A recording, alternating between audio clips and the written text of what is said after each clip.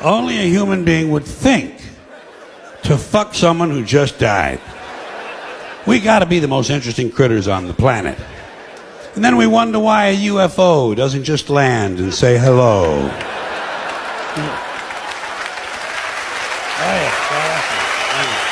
Oh.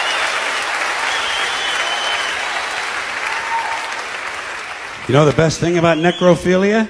You don't have to bring flowers. Yeah, usually they're already there. Isn't that nice? It's nice. It's convenient. Human beings will do anything. Anything. I am convinced.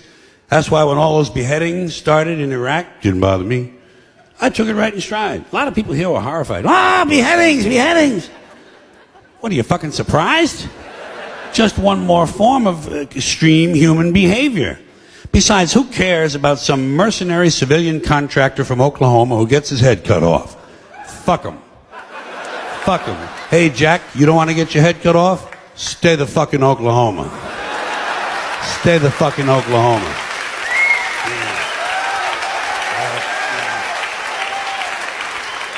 They ain't cutting off heads in Oklahoma, as far as I know. But I do know this. You strap on a gun and go strutting around some other man's country, you better be ready for some action, Jack. You better be ready for some action. People are touchy about that sort of thing. And let me ask you this while I have you good, clean Americans here. This is a moral question, not rhetorical. I'm looking for the answer. What is the moral difference between cutting off one guy's head, or 2, or 3, or 5, or 10, and dropping a big bomb on a hospital and killing a whole bunch of sick kids? Has anybody in authority given you an explanation of the difference? I have not gotten an email on this. No one will talk. You haven't gotten a postcard, not a fucking instant message, nothing. Now, in case you're wondering why I have a certain interest and fascination, let's call it, with torture and beheadings and all of these things I've mentioned, it's because each of these items reminds me in life, every time one of them occurs, it reminds me over and over again what beasts we human beings really are. You know, when you get right down to it, human beings are nothing more than ordinary jungle beasts, savages, no different from the Cro-Magnon people who lived 25,000 years ago in the Pleistocene forest eating grubs off of rotten logs. No different. Our DNA hasn't changed substantially in 100,000 years. We're still operating out of the lower brain, the reptilian brain, fight or flight, kill or be killed. Now, we like to think we've evolved and advanced because we can build a computer, fly an airplane, travel underwater. We can write a sonnet, paint a painting, compose an opera. But you know something? We're barely out of the jungle on this planet. Barely out of the fucking jungle. What we are is semi-civilized beasts with baseball caps and automatic weapons. And this civilization of ours that we're so proud of, this civilization with its so-called civilized behavior, you ever stop and realize how fragile all this is? How fragile the whole structure, how easily it could all just break right down? Just break right down. Wouldn't take much. Probably happened in less than 2 years. Wouldn't take much to throw us right back into barbaric times. All you'd have to do would be eliminate electricity. That's all. But completely eliminate electricity. So, no electricity, no lights. You're back to candles and lanterns, campfires and bonfires. Batteries couldn't be recharged. Generators couldn't be refueled because fuel is pumped electrically. So is water, by the way. So no lights, no fuel, no water, no computers. And computers run everything.